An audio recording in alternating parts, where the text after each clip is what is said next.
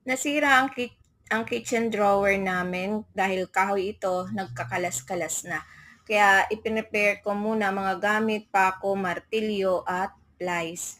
Ang una kong ginawa ay pinagtagni-tagni ko muna yung mga bawat parte at sinigurado kong nakasuot sa kanal at pinagpukpok-pukpok ko ito ang bawat tabi para walang angat. At pagkatapos, pinakuan ko muna ang isang bahagi ng pakong walang ulo.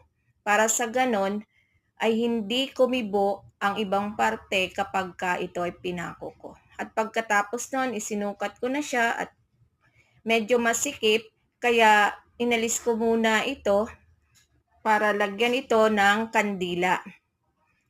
Kaya pinahiran ko ng kandila ang bawat bahagi nito, yung bawat parte, yung mga bawat gilid.